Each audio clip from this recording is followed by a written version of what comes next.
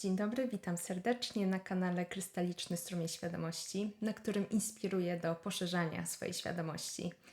Jeśli ciekawią Cię tematy związane z energią naszego ciała i przestrzeni, w której funkcjonujemy jako istoty ludzkie, to mój kanał jest idealnym miejscem dla Ciebie.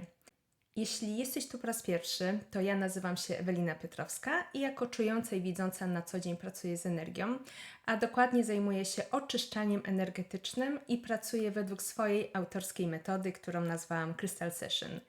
Mam naukowe podejście do tematu energii ciała, więc to, czym się zajmuję, określam jako medycyna energetyczna. Dzisiejszy temat odcinka to Ormus, Orme, czyli pitne złoto, pitne srebro. Ormus jest to obca technologia, dosyć prymitywna, żaden cud, ale to co ważne to to, że jest to technologiczny koń trojański, przykuwający do jego twórcy i właścicieli i kontrolerów tego twórcy. Dlaczego? Dlatego, że tak naprawdę ograniczamy jeszcze bardziej cały zespół własnej percepcyjności kosztem technologii, czyli zaciemniamy sobie jeszcze bardziej trzecie oko. Jest to toksyna technologiczna. Ale ta technologia też daje korzyści, po to przecież chcemy z niej korzystać dla korzyści. Każda technologia to podpis energetyczny twórcy i właściciela tej technologii i warto o tym pamiętać. Ty się lepiej poczujesz, ale nie wiesz, co się dzieje dalej poza Twoją świadomością. W energii nie ma nic za darmo. Jeśli jest to czyjaś technologia, a zawsze jest, to skoro o nią prosisz, to musisz zapłacić. Tak jak na planie fizycznym płacisz w formie pieniędzy. Jeśli sam tego nie wytworzyłeś, nie wykopałeś z ziemi, czyli nie jest to naturalne, to należy do kogoś, do jakichś istot energetycznych. Jest to energetyczne pośrednictwo właściciela, tego, kto to wykonuje i tego, kto to kupuje. Przykuwanie kolejnego ogniwa łańcucha, przykuwająca, skuwająca, czyli ograniczająca. A człowiek jest tylko pośrednikiem i też jest to poza jego świadomością, bo skoro on sam nie wie, że ma właścicieli energetycznych, to jest bardzo nieświadomy. Ludzie szukają ratunku, pomocy, bo ciało nie domaga. Szukają cudownego uzdrowienia.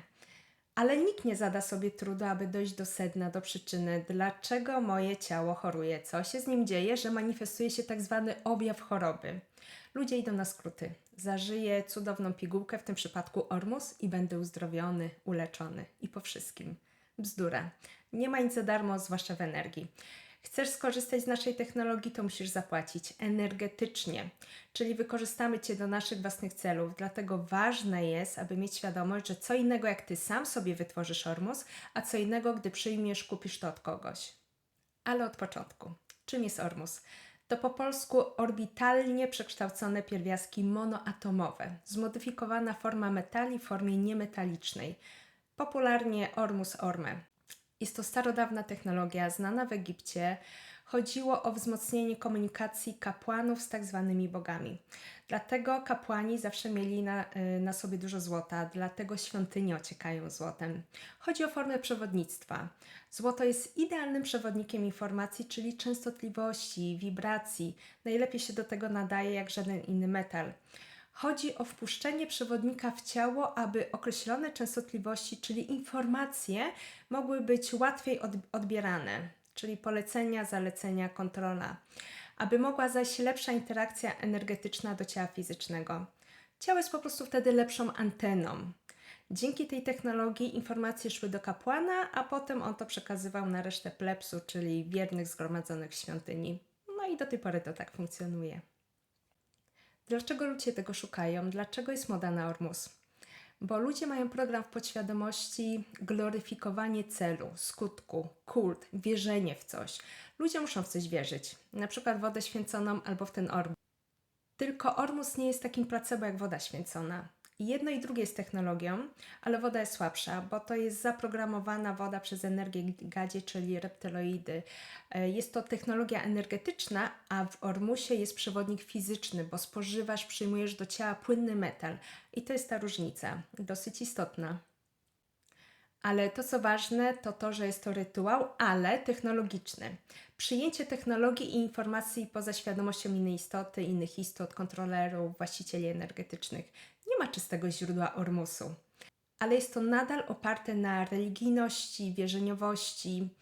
Jest to obejście własnych ograniczeń kosztem energii i technologii cudzej. Jak ktoś ma pamięć czarnoksięstwa, kapłaństwa, alchemii, to jego ciągnie do tego, jest mu znajome, odczuwa tęsknotę za remedium, oczywiście poza świadomością, czuje z tym ogromny rezonans. Ma pamięć, że może lepiej widzieć pozazmysłowo, lepiej czuć, że ciało może mieć lepszą kondycję. Ma pamięć, że może mieć moc, ma tęsknotę za swoją mocą. Ale jest to iluzja i hipokryzja, bo najpierw doprowadzamy ciało do degradacji, a potem szukamy ratunku w technologii, która to naprawi. Chcemy lepiej widzieć pozapercepcyjnie, czyli pozazmysłowo, wieloaspektowym odczuwaniem, czyli wzmocnić trzecie oko, ale nie robimy nic, aby zajrzeć do środka i sprawdzić, dlaczego to oko nie widzi i nie dostarcza informacji. Nic nie sprzątamy, tylko zaciągamy nową technologię i ta technologia robi obejście, taki bypass, taką nową sferę, po której przepływają informacje. Zamontowanie jej powoduje pewne zmiany, nowe możliwości, daje pewne bonusy, bo człowiek ma wtedy tak zwane wglądy. Ale to nie są czyste wglądy, czyste informacje, bo zniekształcone, podane przez tą właśnie technologię. I dlatego mamy kogoś, kto jest piewcą tak zwanej prawdy objawionej, że rozmawia z Jezusem lub innym jakimś aniołem albo istotą świetlistą. A wiem, że ludzie lubią słuchać takich przekazów, że ktoś nad nami czuwa i nas uratuje. Bzdura. To wszystko odbywa się kosztem zaciemnienia sobie jeszcze bardziej swojego trzeciego oka, czyli własnej percepcji i intuicji. I znowu droga na skróty, na łatwiznę i na manowce, bo tak jak i w świecie naszym realnym, tak i energetycznym nie ma nic za darmo. Tam nie ma wolontariatu. Z punktu widzenia obcych energii, których ja nazywam pasożytami, wygląda to tak.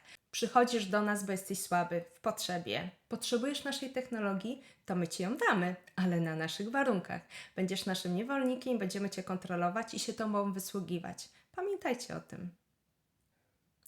Ormus może być wytwarzany ze złota lub ze srebra. Oczywiście zawiera też wiele innych pierwiastków.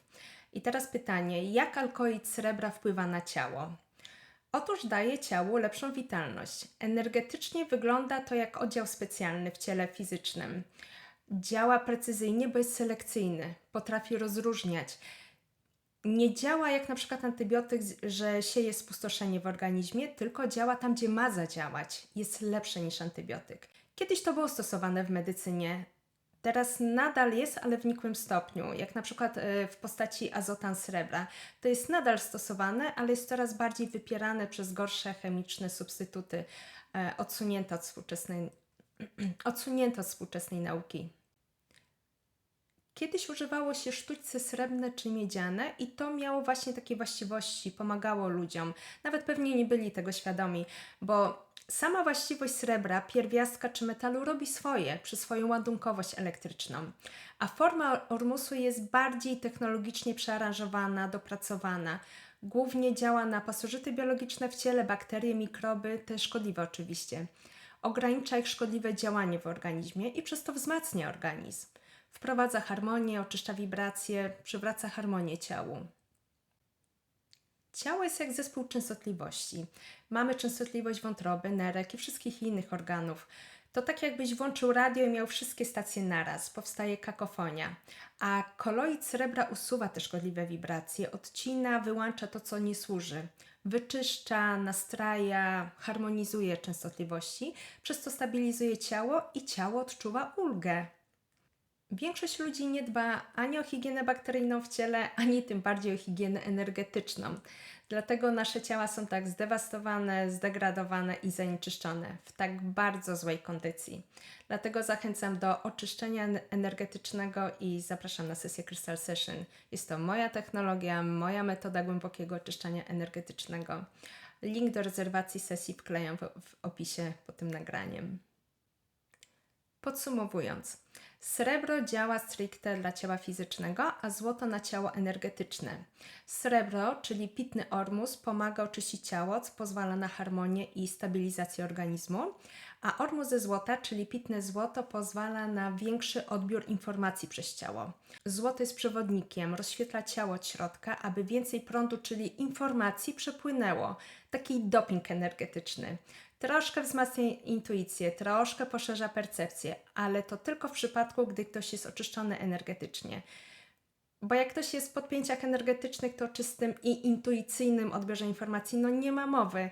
Dostanie te informacje, które właściciele energetyczni mu udostępnią. Zazwyczaj to służy szerzeniu dezinformacji i manipulacji.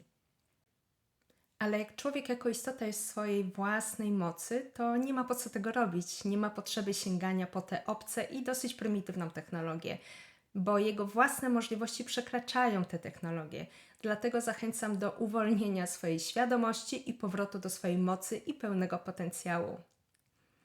I to na tyle w tym odcinku.